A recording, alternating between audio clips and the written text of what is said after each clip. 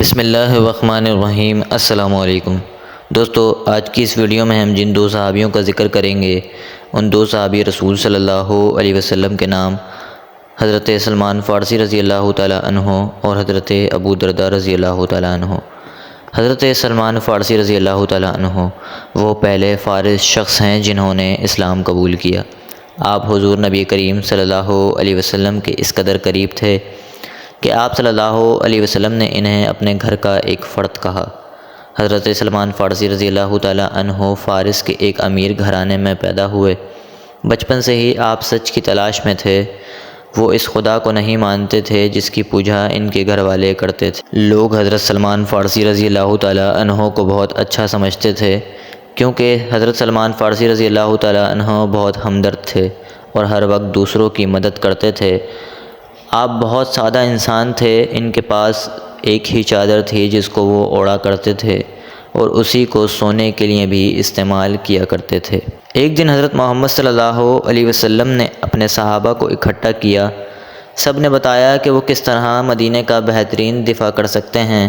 حضرت سلمان فارسی رضی اللہ تعالیٰ عنہ نے مدینہ کی طرف دیکھا جو کہ 3 اطراف سے پہاڑوں میں گھرا ہوا تھا، مگر ایک طرف سے کوئی بھی دشمن آسانی سے حملہ کر سکتا تھا۔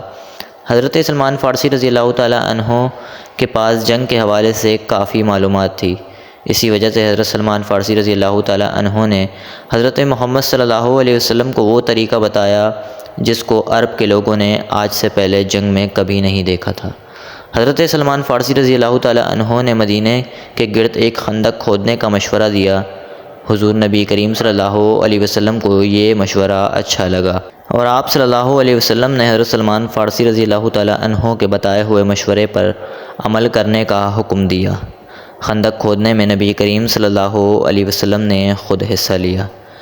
جب دشمن حملہ کرنے آئے تو خندق دیکھ کر حیران رہ گئے۔ وہ مدینہ میں داخل نہیں ہو پائے اور اس خندق کی وجہ سے وہ 1 مہینے تک مدینہ کے باہر خیموں میں رکے رہے۔ ایک رات اللہ نے ایسی آندھی چلائی کہ کفار کے خیمے اکھڑ گئے اور مجبوراً انہیں واپس جانا پڑا۔ حضرت سلمان فارسی رضی اللہ تعالیٰ عنہ قرآن کو بخوبی سمجھتے تھے۔ انہوں نے قرآن کریم کا فارسی میں ترجمہ کیا۔ آپ وہ پہلے شخص تھے جنہوں نے قرآن کا ترجمہ کسی دوسری زبان میں کیا۔ لوگ آپ کو نبی کریم صلی اللہ علیہ وسلم کے گھر کے ایک فرد کے طور پر جانتے تھے۔ حضرت سلمان فارسی رضی اللہ تعالیٰ عنہ کو فارس کا گورنر بھی مقرر کیا گیا۔ وہ 30,000 پر مشتمل مسلمان لشکر کے سپہ سالار رہے۔ حضرت ابو درداء رضی اللہ تعالیٰ عنہ۔ حضرت ابو درداء رضی اللہ تعالیٰ عنہ نبی کریم صلی اللہ علیہ وسلم کے بہت پیارے صحابی ہیں۔ آپ مدینہ منورہ کے ایک تاجر اور دولت مند شخص تھے۔ سبھی آپ کا بہت احترام اور عزت کیا کرتے تھے۔ غزوہ بدر کے بعد آپ نے اسلام قبول کیا اور لوگوں کو اسلام کی دعوت دی۔ ایک دفعہ نوجوانوں کا ایک گروہ گلی میں بیٹھا ہوا باتیں کر رہا تھا اور آتے جاتے لوگوں کو بھی دیکھ رہا تھا۔ حضرت ابو درداء رضی اللہ تعالیٰ عنہ ان کے پاس گئے اور فرمایا، میرے بچوں، ایک مسلمان آدمی کے رہنے کی جگہ اس کا گھر ہے جہاں وہ خود کو قابو میں رکھتا ہے اور اپنی نگاہیں نیچی رکھتا ہے۔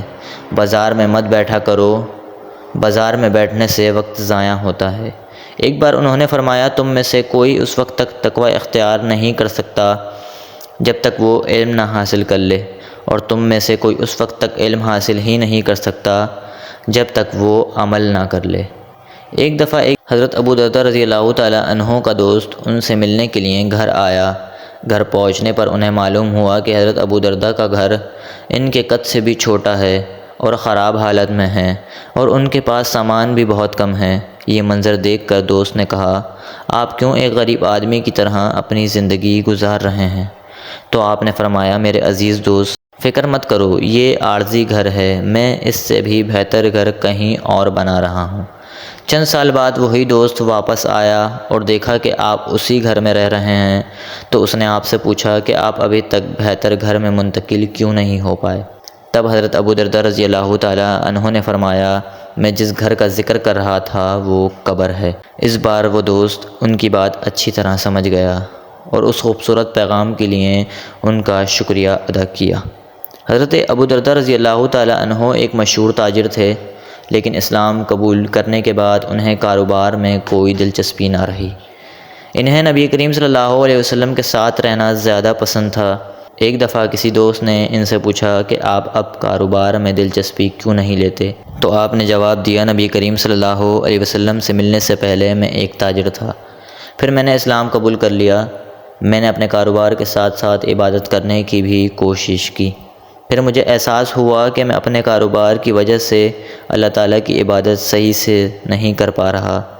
میں نہیں چاہتا کہ میرے کاروبار کی وجہ سے میرا اللہ سے رابطہ کم ہو جائے، اس لیے میں نے اپنے کاروبار کی بجائے اللہ کے قریب رہنا زیادہ پسند کیا۔ حضرت ابو درداء رضی اللہ تعالیٰ عنہ نے خود کو بہت ساری دنیاوی چیزوں سے الگ کر لیا تھا۔ ایک دفعہ ایک شخص حضرت ابو درداء رضی اللہ تعالیٰ عنہ کے پاس آیا اور کہا کہ مجھے کچھ سکھائیں۔ آپ نے فرمایا، میرے بیٹے، اللہ کو اچھے وقت میں یاد رکھو، وہ تمہیں برے وقت میں یاد رکھے گا۔ میرے بیٹے، علم حاصل کرو، اچھا سننے والا بنو اور جاہل مت رہو، جاہل رہنا تمہیں برباد کر دے گا۔ دوستو، اب اس واقعے کی طرف آتے ہیں جس واقعے کو سننے کے لیے آپ نے ہماری ویڈیو پہ کلک کرا تھا۔ ایک مرتبہ حضرت سلمان فارسی رضی اللہ تعالیٰ عنہ حضرت ابو درداء رضی اللہ تعالیٰ عنہ کے گھر گئے۔ حضرت ابو درداء رضی اللہ تعالیٰ عنہ نبی کریم صلی اللہ علیہ وسلم کے ایک مشہور صحابی ہیں، جیسا کہ میں نے آپ کو حضرت ابو درداء رضی اللہ تعالیٰ عنہ کی انٹروڈکشن میں بتایا تھا۔ حضرت سلمان فارسی رضی اللہ تعالیٰ عنہ نے دیکھا کہ حضرت ابو درداء رضی اللہ تعالیٰ عنہ کی بیوی کی حالت بہت خراب ہے۔ حضرت سلمان فارسی رضی اللہ تعالیٰ عنہ نے پوچھا کہ آپ اس قدر کیوں تھکی ہوئی لگ رہی ہیں؟ انہوں نے بتایا کہ حضرت ابو درداء رضی اللہ تعالیٰ عنہ نے تمام غیر ضروری دولت کو چھوڑ دیا اور اپنے پاس صرف ضرورت کی چیز ہی رکھی۔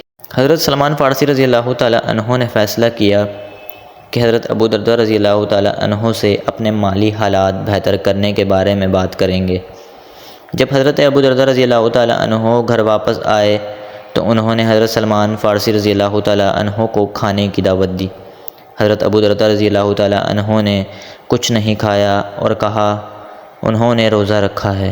حضرت سلمان فارسی رضی اللہ تعالیٰ عنہ نے کہا، میں اس وقت تک نہیں کھاؤں گا جب تک آپ میرے ساتھ نہیں کھائیں گے۔ حضرت سلمان فارسی رضی اللہ تعالیٰ عنہ نے وہ رات حضرت ابو درداء رضی اللہ تعالیٰ عنہ کے گھر پر ہی گزاری۔ رات کے دوران حضرت ابو درداء رضی اللہ تعالیٰ عنہ عبادت کے لیے اٹھے تو حضرت سلمان فارسی رضی اللہ تعالیٰ عنہ نے انہیں کہا، اے ابو درداء، اللہ کا آپ پر حق ہے، آپ کے گھر والوں کا بھی آپ پر حق ہے اور آپ کے جسم کا بھی آپ پر حق ہے۔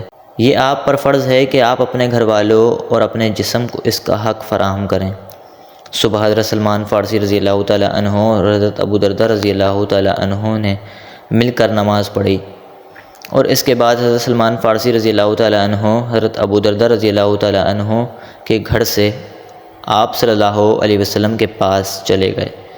حضرت سلمان فارسی رضی اللہ تعالیٰ عنہ نے نبی کریم صلی اللہ علیہ وسلم سے تمام واقعہ بیان کیا تو نبی کریم صلی اللہ علیہ وسلم نے فرمایا، حضرت سلمان فارسی رضی اللہ تعالیٰ عنہ ٹھیک کہہ رہے ہیں۔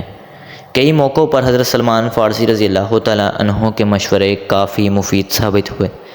تو آپ کو یہ ویڈیو کیسی لگی؟ اپنی کمنٹ باکس میں اپنی رائے کا اظہار ضرور کیجیے گا، اور ان دو صحابی جن کا میں نے ذکر کیا ہے، ان دو صحابیوں پہ تفصیلی ویڈیو میرے YouTube channel Ubaid Islamic channel پر ہے، آپ جا کے وہ بھی دیکھ سکتے ہیں۔ میں ڈسکرپشن پہ لنک بھی دے دوں گا، اور اگر ویڈیو اچھی لگی ہے تو دوستوں میں لازمی شیئر کریں۔